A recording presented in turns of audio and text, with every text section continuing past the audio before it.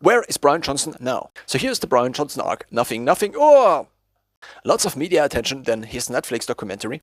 And now he has kind of evolved his content, I would say. He's now making podcasts with his main doctor and also with his co-founder, Kate Tolo. So I used to be quite fascinated by Brian Johnson, and also it seems to be kind of a cyclical thing. I think like, okay, I've seen enough. He says the same things again and again. He even uses exactly the same words. But then also there is nothing like him. So after a couple of weeks to months, I look back and it's like, oh yeah, still interesting. It's like, who has figured out reverse water osmosis in their homes and only drinks out of water bottles and etc.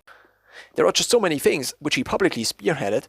And so I also implemented many of these things because I just haven't heard them from anywhere else. Of course, there is Huberman, there is also now Mike Israetel, but I doubt that Mike Israetel can sprint. So he talks about the research, he talks about strength training, that's nice. But I'm not seeking insulated advice just for strength training. What I'm seeking is basically an integration of all the different variables into one combined package of training as well as lifestyle. That ideally does what? Yes, ideally probably reduces biological age. Why biological age? Because already we have the age. We have the age of people and we know what an 80-year-old looks like, a 45-year-old. And I think this concept still is so ridiculous because it's so simple.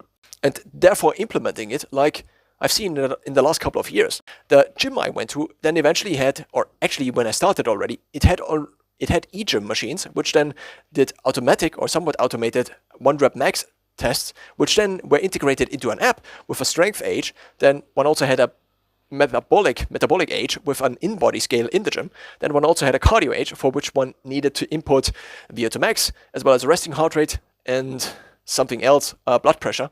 But of course the standardization was not there. Like, okay, I input resting heart rate. When do I take the resting heart rate? Is it from my Garmin watch? Is it the last 7 days? Is it the last 365 days? But if I take a strength test, then it's only from the last 3 days. At which point in time should I do the strength test? Should I do it once weekly? What if I do it after the workout? Should I do it before the workout? What if I'm fasted to go to the gym because I want to measure myself or stand on the scale to measure my metabolic age, but then afterwards I have to train so I'm not carb loaded, and so it goes on. So while many ideas are there, the implementation of it is still, or the standardization of these measurements is still quite ridiculous, which then also leaves room for lots of manipulation. From my side, if I want to optimize my biological age for taking this one screenshot, which I then can post to social media, but also there are so many questions which are not answered. So what is Brian Johnson doing now? He's still selling his supplement line. He also has done a few of his events now with his new lead doctor, and mostly it seems he's publishing podcasts episode after episode, which I have to say I don't find that interesting because Brian Johnson is still saying the same things and his lead doctor provides a slightly